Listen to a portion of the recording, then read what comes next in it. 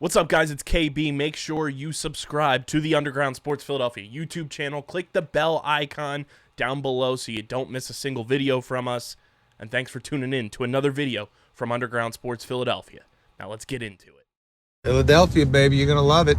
Best sports fans in the world. Actually, the worst, but that's what makes them the best.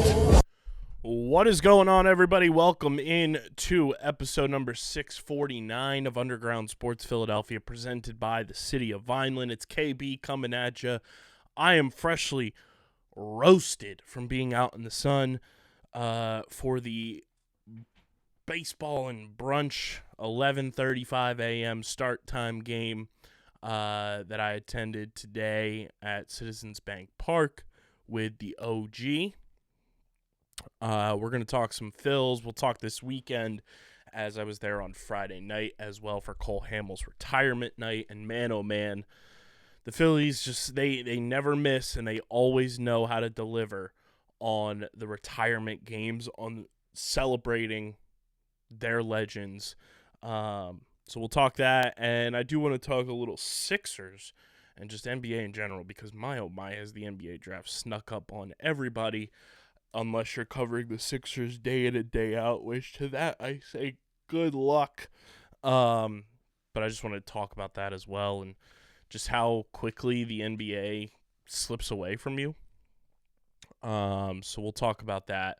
But before we get into everything, make sure you guys are following us on the socials at Underground PHI across the board. Facebook.com/undergroundsportsphi, Twitch.tv/undergroundsportsphi. You can follow me at KBIZZL311. Subscribe to the podcast feed, Apple, Spotify, wherever you get your podcasts in audio form. Leave a 5-star rating and review. Goes a long way for helping the show continue to grow, helps more people find the pod. And, of course, subscribe to the Underground Sports Philadelphia YouTube channel, youtube.com/@undergroundsportsphiladelphia. That's that heat exhaustion, baby. That is where you get full video episodes of this show twice a week, every week. Full video episodes of every show on our network. Clips, shorts, live streams, original video content. It is all on our YouTube channel. So keep subscribing. We're at 808 subscribers. Let's get to 900. We didn't get to 900 before the end of July, or before the end of June. Let's get there like mid-July. Let's make that happen, guys. Come on. Come through for the boys. Come through for the homies. Subscribe to the YouTube channel. Smash that like button. Ring the bell icon. Leave a comment down below with your thoughts on everything that we discuss on the episode here tonight. And, of course, this show is presented by the City of Vineland, our hometown, and the City of Vineland Municipal Calendar features city-organized, city-sponsored, and city-affiliated events that are of public interest. The calendar, which is accessible at vinelandcity.org, is a good way for residents and visitors to build awareness, remain engaged with city government, and participate in local events. You can also follow the City of Vineland via their social media accounts on Facebook, Instagram, LinkedIn, and YouTube pages. And through these tools, you can stay connected to the community and get important announcements about programs and services offered by the city. Vineland, New Jersey, where it's always growing season. And big thank you to Security 21 Security Systems and Paul J. Gillespie Incorporated for their continued support of this podcast. The heat exhaustion is crazy. You can probably see my face is red. The body's a little tan to red. It's probably hard to pick up on the webcam, but the Fight and Phils, guys, you guys know we lead off this time of year all the time with our Fight and Phils, and it is brought to you by our pals over at FOCO. FOCO is the leading distributor in forever collectibles. Guys, you saw me rocking the overalls all postseason long. I got to get my shortalls. I got to get everything from FOCO because they are simply the best, and they have the best collectibles, apparel, everything that is officially licensed by every major sports league out there. They're quick with getting new product out there for everybody of all fandom. They are truly the best in the game. I'm looking at their Philly stuff. They had a whole bunch of stuff for the London series, a whole bunch of new City Connect things. Right now they have an Alec Boehm Phillies London Series phone booth bat bobblehead that is on pre-order. They've got the Bryce Harper London celebration that's already sold out. They've got a whole bunch of stuff. They've got the Philadelphia Phillies Ferris wheel mini bobblehead scene pre-order. Just so much cool stuff that I just need it all. I need it all from FOCO because they are just truly the best in the game. You guys can click the link in the description. Check out everything FOCO has to offer from us. And get your shorts alls for the summertime. Get your overalls. Get your bobbleheads.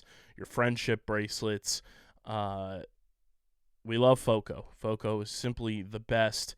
And I can't wait to add more to my Forever Collectibles with our pals over at FOCO. They got a flamingo button-up shirt right now that I'm eyeing up. And if they've got my size, I might have to pull trig on this. Because this thing is looking nice. It's looking nice. FOCO's the best, guys. So click that link in the description and support our partners over at FOCO. Because when you click that link, it goes a long way for helping us out. And FOCO knows you're supporting us. So go and do that. Shout out to FOCO for sponsoring the podcast. So Citizens Bank Park was an absolute vibe, scene, and place to be on Friday night as Cole Hamels officially retired as a Philadelphia Philly. I'm not going to lie, I cried. I had tears in my eyes throughout the entire ceremony. Cole Hamels means a lot to me as a player. Delivered the first professional championship that I ever witnessed in my life. And really, defined a core piece of my childhood by delivering that championship. And I'm forever grateful for Cole Hamels. I had the opportunity to meet him that offseason. He is like a childhood hero of mine, and to see him deliver such an awesome speech, put on that Phillies jersey one more time with the alumni patches on it, throw out the ceremonial first pitch to Chooch, seeing Charlie Manuel put the jersey on him, seeing so many of his former teammates in the building, from Roy Oswalt to Joe Blanton to Jamie Moyer to Tom Gordon. It was really cool. And Steve Carlton came out to give him the ball to throw out the ceremonial first pitch. It was such an awesome ceremony. The video tribute, like Aaron Rowand was in it, Mike Lieberthal was in it. So many Phillies legends, and it was so cool. And they gifted him the pitching mound rubber and the scorecard from his final game in a Phillies uniform, which was his no-hitter against the Cubs in 2015. And they had Aaron Nola and Kyle Schwarber come out to present it to him because Aaron Nola is truly the linchpin from the past to the present with the Phillies. He was teammates with Cole Hamels for about 2 weeks. In 2015, and was on that team when he threw the no-hitter. And then Kyle Schwarber pinch hit in the 8th inning of that game against the Cubs for the Cubs when the Phillies were playing against the Cubs in 2015, and was part of that no-hitter. Didn't get a hit off of Cole Hamels, obviously. So that was a cool meeting of the minds and a bridging of the past to the present there on a multitude of levels. And as they do with every retiree, they get the custom painted glove that was absolutely gorgeous. And Cole's speech was great. And, you see him throw out that first pitch to Carlos Ruiz, and it brings back so many awesome memories. And that's when, the tears hit me. And I had an older gentleman next to me, and he goes, "Were you getting teary-eyed?" And I was like, "Yeah, I was." He was like, "So was I, man. I was too." He was like, "I promised myself I wasn't going to cry, but this team these guys, they do something to you. And I was like, that they do. So it was a really awesome night. Unfortunately, the Phillies lost the opener, but won the series against the Diamondbacks. And they're back in the series win column. And because the Braves beat the Yankees based on win percentage, the Fightin' Phils are the best team in baseball once again. Load it up, baby. Best team in baseball. Friday night, though, Bryce Harper, man. He is a showman and a man of the people. Gets a double, and his get-on-base celebration was the now multi-platinum viral meme of the man on the street interview girl. And he does the huck to a spit on that thing. And I genuinely, that meme is internet 1.0 type shit. And it is so funny. It is hilarious. And it's because it's so simple is what makes it funny. You know, it's basic. Everyone understands what the premise of it is. And I can't get enough. I am literally dying laughing at every single Hawk Tua meme under the sun, and it kills me. I am brought to tears, belly laughing every single time I see something from it. It never fails. It's so funny, and the fact that Bryce Harper did that as his get on base celebration absolutely sent me to another dimension. It was hilarious. But the Phillies win, and they win the series. They win on Saturday in a big way, and then Sunday, as I was there today for the Father's Day game with the OG, it was a great time out at the ballpark with him. Suffered a little heat exhaustion, I did. Got a little toasty on the arms, a little toasty on the face here, a little toasty here because I had my Nick Castellanos grind, had the buttons undone a little bit, but hopefully I'll be all right, you know. Putting the aloe, been putting the lotion. No free ads, but it's CeraVe if you want to sponsor the boy. Come on through. It was great. It was a great day at the ballpark. Great vibes. Good people around us again. It was a season ticket game for us, so it's always fun seeing who's there and who's returning and who's new in our section on Sundays. But OG's first game of the year, and it was a good win. We'll have a video of him doing Thoughts from 329 coming out soon. And it's just always fun when the Phils win, you know? And it sets the tone for your week. It sets the tone for the week ahead of games. And it's always good to beat the Diamondbacks. The Diamondbacks, you know, they are... They truly are one of those teams that piss you off when you just think about them. The fact that they beat us in the NLCS just irks my soul. And I know beating them in a regular season series doesn't get that back for us, but man, does it feel good to beat them. And it feels good to know that they're underperforming. It feels good to know that that team doesn't know how to count. The amount of pitch clock violations that I witnessed in the 2 games I was at this weekend in person was absolutely insane.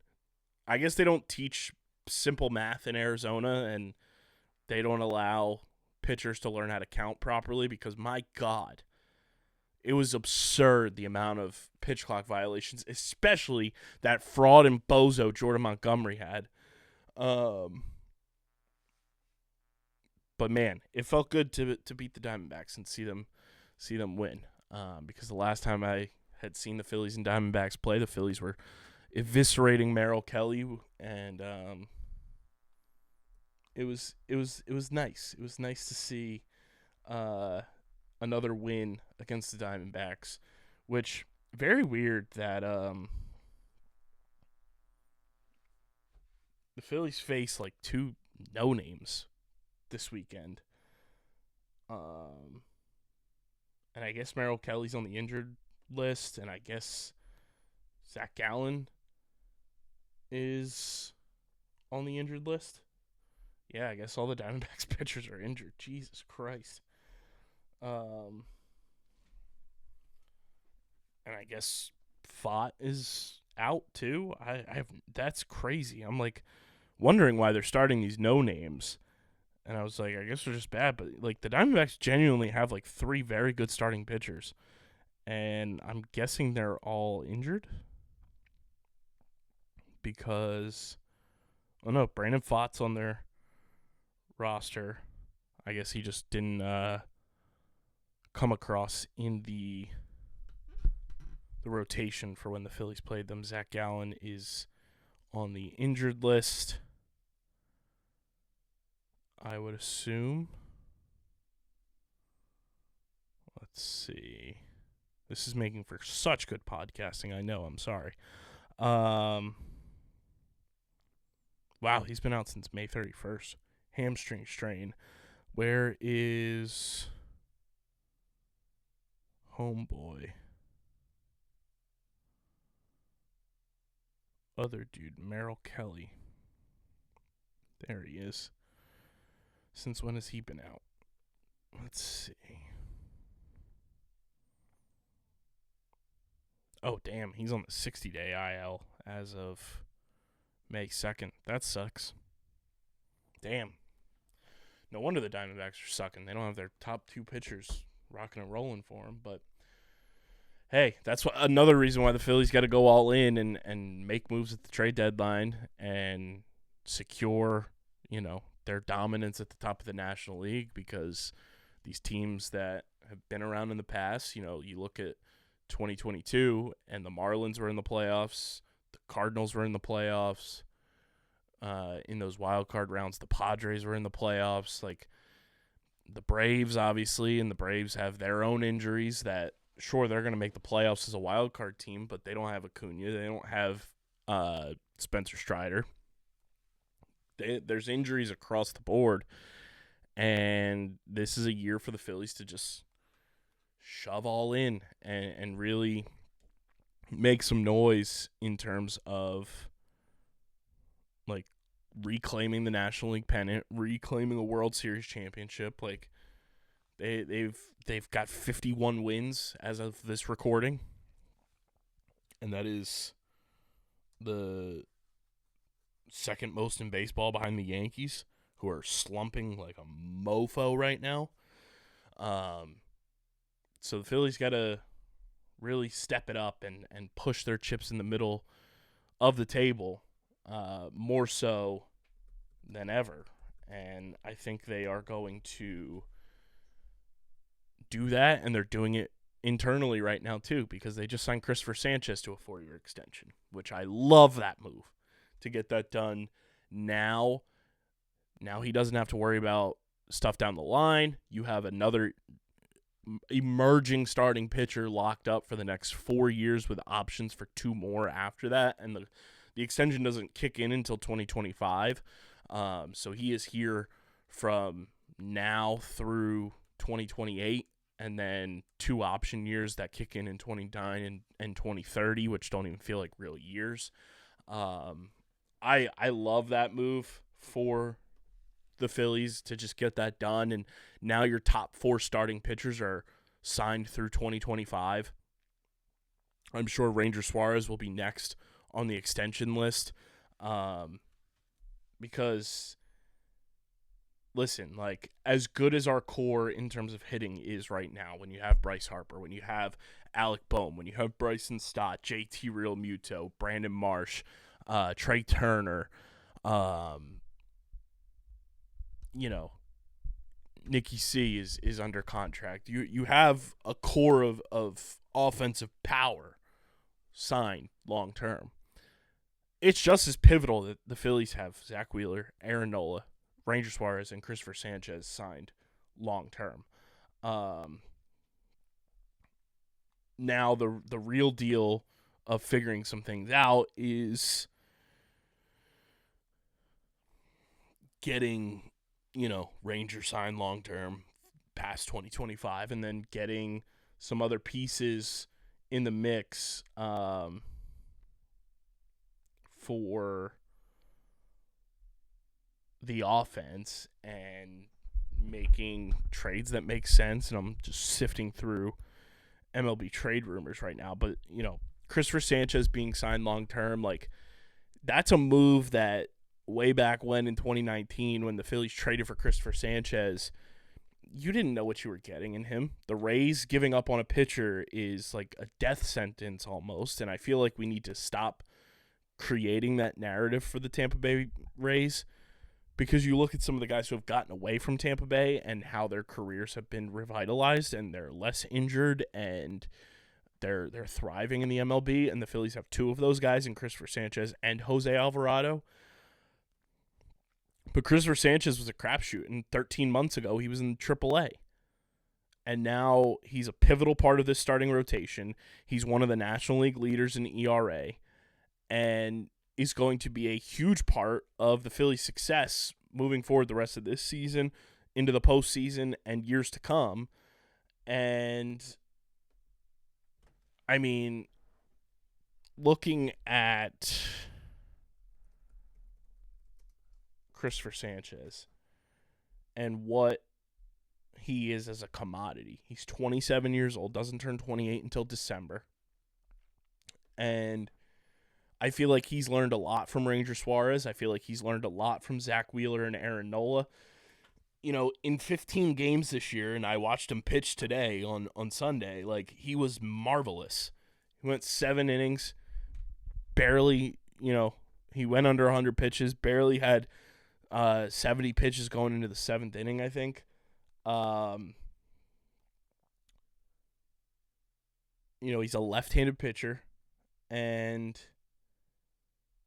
that's pivotal when you have Sanchez and Ranger Suarez, both left-handed pitchers who are younger, and can be a part of this team for years to come. That's huge. And you look at Cristopher Sanchez's numbers. In 2021, he pitched in 7 games, and he was kind of a reliever. 2022, he plays in 15 games, goes 3-3, had a 5.63 ERA. Last year, comes in, goes 3-5 in 19 games, has a 3.44 ERA in just under 100 innings pitched.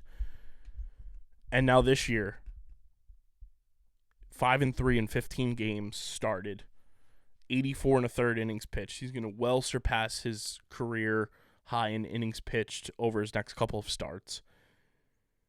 He's given up 25 earned runs and 1 home run all year. And that's what killed him last year. He had 16 home runs last year. That has been a huge adjustment that Cristopher Sanchez has made in his game, is that he doesn't give up the long ball. And he's got a 2.67 ERA, but he's got a 2.49 fielding independent pitching stat. His FIP is a 2.49. His WHIP is a 1.281, which would be the highest of his career in terms of 2022, 2023, and 2024, when he was appearing in at least 15 games. And it's only going to get better, in my opinion. He's only giving up 9 hits per 9 innings. His strikeouts per 9 is great at 7.5. He's performing so well, and the fact that you were able to sign him to this extension, I want to get the details correct too.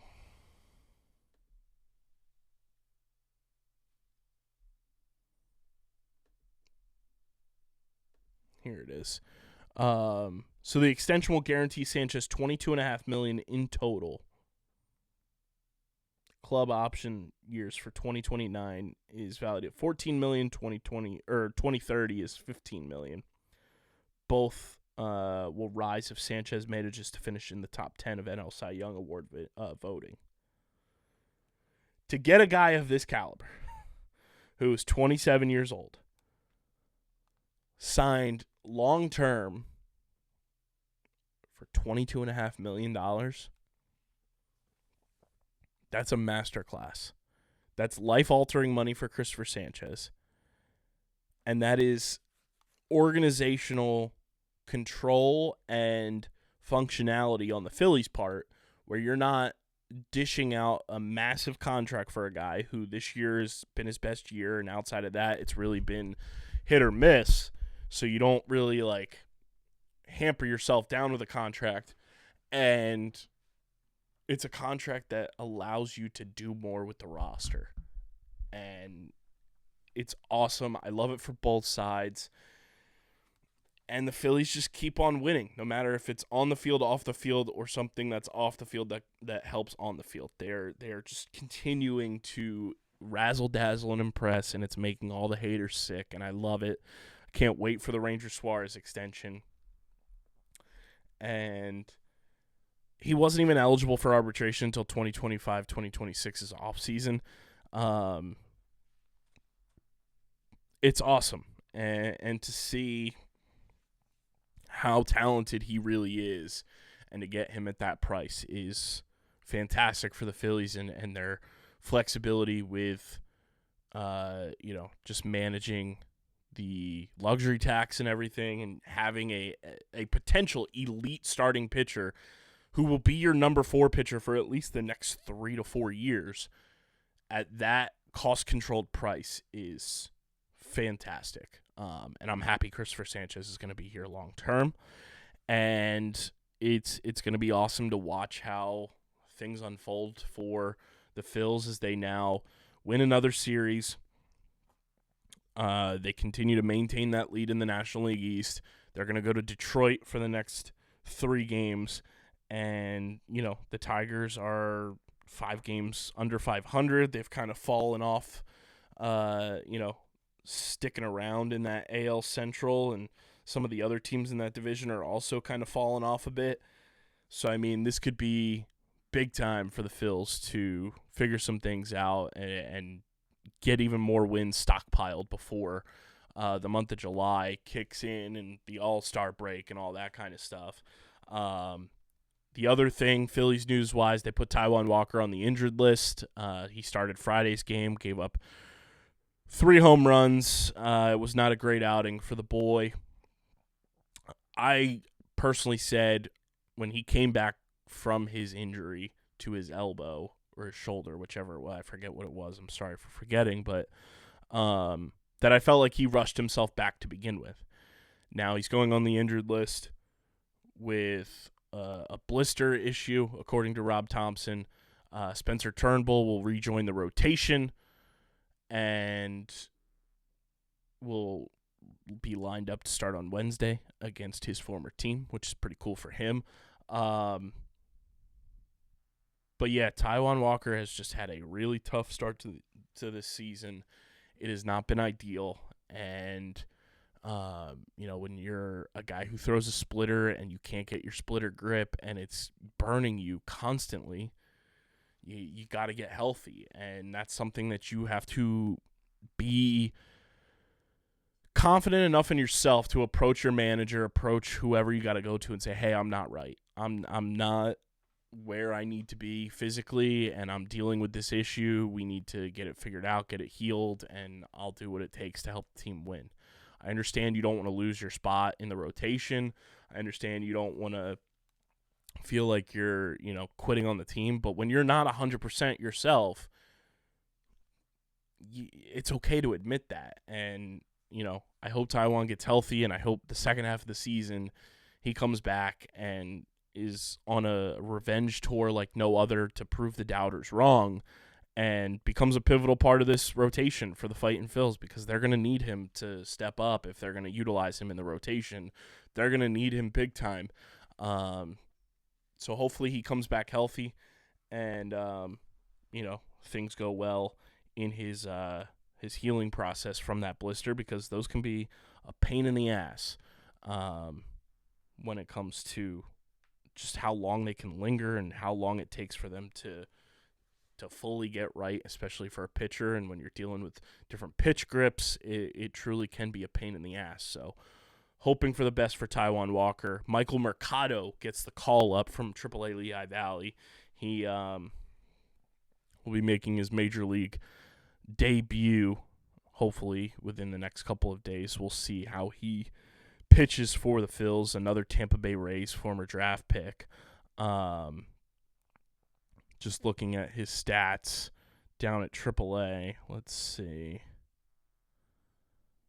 I mean, the Phillies traded for Michael Mercado this past offseason with Tampa Bay. So, again, we're taking those pitchers from Tampa Bay. And Michael Mercado has been he's been highly regarded for sure down in the minor leagues. He's been doing extremely well for AAA Lehigh Valley. Pulling up his stats here. So this year for the Iron Pigs, Michael Mercado 1-1 with a 1.71 ERA in 14 games. He started 10 of those games, has one hold, 47 1/3 innings pitched, has only surrendered 9 earned runs, only 2 home runs, only given up 23 walks, 44 strikeouts, an opponent batting average of 189 and a whip of 1.14. Dude's a stud, and that's another addition to this bullpen that, you know, if he sticks around for a couple months and solidifies a spot in the bullpen, that's almost like a trade deadline acquisition, is bringing somebody up from your minor league system and implementing them into the fold. It's very much like what the Phillies did with Ryan Kerkering last year. If Michael Mercado can be a guy in the bullpen for you, I think that's a huge revelation for this team.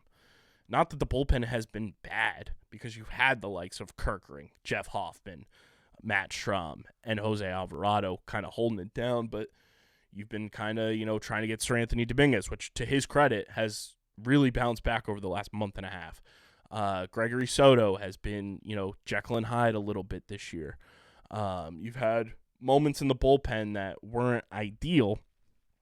So if you can add another member of this bullpen that has been, for the most part, a nasty bullpen in Major League Baseball, you're only benefiting yourselves that much more, and that's exciting for this Phillies team, seeing another young player kind of get the call up and hopefully develop into something that they can utilize this season out of the bullpen. And I want to see how old Michael Mercado is. He's only 25, and, you know, that's something that can be useful for this team right now. So we'll see how he ends up pitching. We'll see if he makes his debut against the Tigers in any of these upcoming games. And it'll be cool, you know, for the Phils after this Tigers mini road trip. They go back home to take on the Marlins to wrap up the month of June. And looking at the month of June right now in terms of wins and losses for the Phils, they are 1,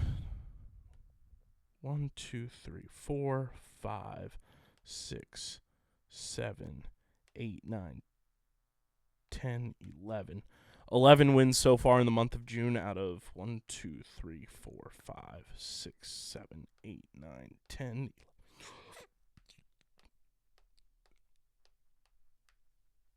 They're 11-8 in the month of June, and I mean, you got to account the travel days that they had for London, so they didn't play a traditional June schedule. You played some good teams, and if you can sweep this Tigers team coming up here, that puts you at 14-8, and then you get the Marlins, who are pretty bad, and maybe gives you a chance to do a little self-scouting at home on somebody like a Tanner Scott, somebody like a Jazz Chisholm.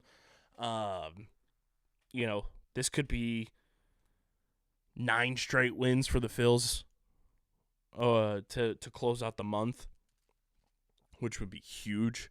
And if you go 7-0 in your next 7, you end up with 18 wins, and I think that's around what I said would be ideal for this team at the beginning of the month. I'll have to double check, but I mean, if you can go 18 and 1, 2, 3, 4, 5, 6, 7, 8, 9, 10, 11, 12, 13, 14, 15, 16, 17, 18, 19, 20, 21, 22, 23, 24, 25, 26. 18 and 12 in a month where you're traveling across time zones and across the pond to London, and you go on this ludicrous road trip. It's pretty fucking good, guys. It's pretty good. And I mean, July, I think I touched on this on a recent episode. You go to Chicago to start July at Wrigley. Then you go to Atlanta for 4th of July weekend. Then you come home before the All-Star break to play the Dodgers, which will be an unbelievable series. And then the Oakland A's come to town, which should be another remedy series. You know, if you're struggling or slumping a little bit, the A's should help you get right to a degree. Then you got the All-Star break. Then you go to Pittsburgh, go to Minnesota, come home to play Cleveland, come home to play the Yankees.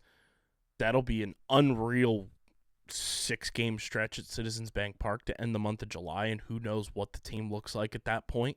So it's going to be an exciting time for the Phils, and, you know, we should all be geared up and pumped for what's to come, and my sister and I will be at the game on Sunday against the Marlins, so pop out and show us if you are going to be at the game. Let us know. We'd love to link up. And, yeah, let's go Phils. Before we keep it pushing, got a couple things I want to touch on as well. Some housekeeping here and a new project coming to you from Underground Sports Philadelphia. That's right. We have a new project in the works, guys. The podcast feed is live for it. Yes, the podcast feed is live for it.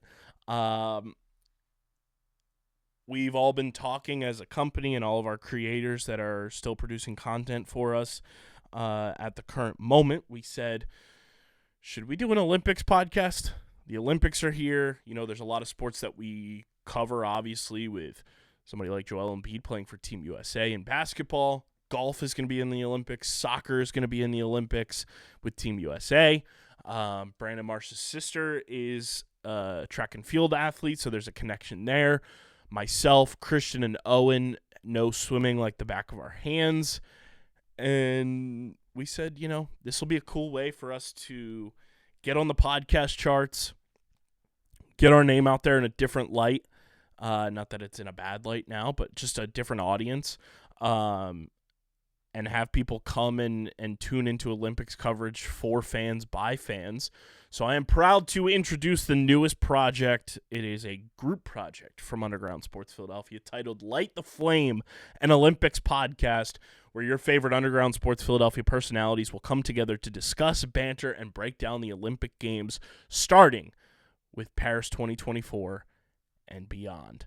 It is available on Apple and Spotify and soon to be other platforms, and it will be coming to you in video form, either in live stream or video form. We're not sure how we're going to approach it yet. We got a little bit of time to figure that out on the Underground Sports Philadelphia YouTube channel. So Light the Flame, the newest podcast project from us that is just going to be fun. It's going to be like laid back, fun Olympics topics and discussion, and we're going to be kicking it. Myself, DJ, Christian, Steve, Casey, Owen, Patty Pitts, the whole crew. It's going to be a ton of fun, so looking forward to that. So subscribe to Light the Flame. It is linked in the description, wherever you get your podcasts, and let's run those numbies up and get us on the podcast charts throughout the Olympic Games.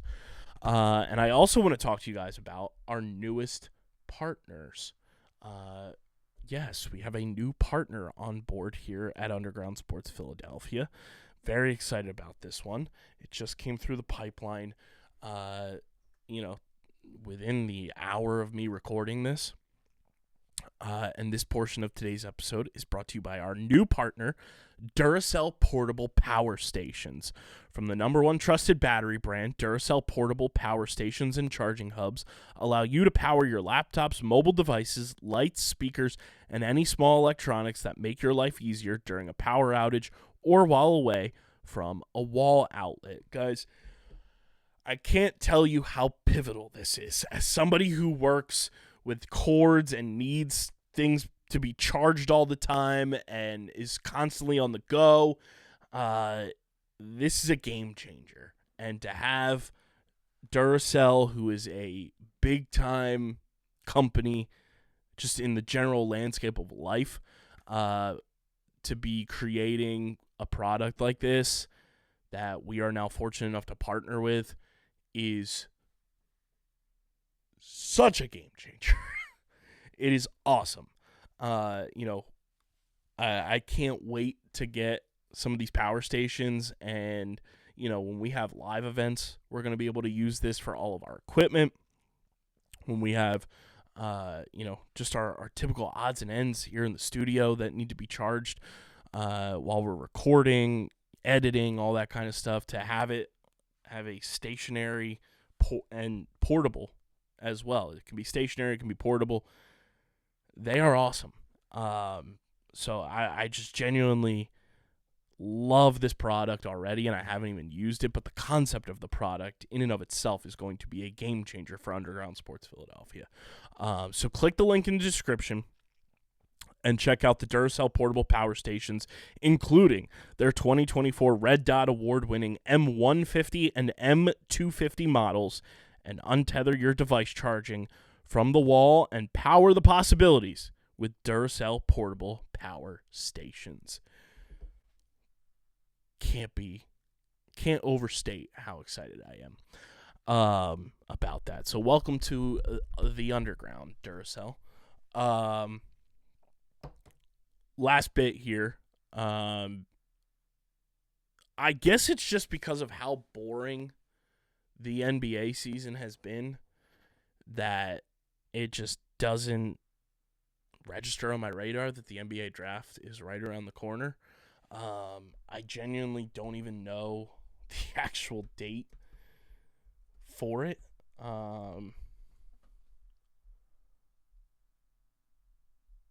June 26th and it's literally like this week. It snuck up on us like crazy, and I think it's just because of how boring the NBA season was this year and how much of a downer it was that Joel Embiid got hurt when he did, that it just like took away all the juice and all of the just like aura around the Sixers. But the NBA draft is around. I might have to hit up the homie Sean Bernard to have him hop on and break down everything. Sixers have the 16th pick in the first round. Bunch of second round picks as well. Well, they did have a bunch of second round picks. They have the 41st pick from Chicago via Boston, San Antonio, and New Orleans. They had another one, but it got forfeited because of that fucker James Harden and the tampering bullshit that got put on us. 16 pick, I've been seeing a lot about it, and I would love it just because I know it would drive so many people crazy in this city, and I would support the ever-living fuck out of him on this team. I want the Sixers to draft Jared McCain. I genuinely, that's who I want. That is who I'm lasered in on, to use a Woj term. I want Jared McCain on the Sixers so badly because I feel like his energy on this team would be unmatched. He'd fit in so well with Joel Embiid and Tyrese Maxey. And I think he's a genuinely very good and talented basketball player. And I think, he's somebody that would add an element to this Sixers team that they've been missing off the bench and truly give you another scoring option, scoring threat for a team that desperately needs one. And looking at Tankathon, shout out, looking at the draft board here.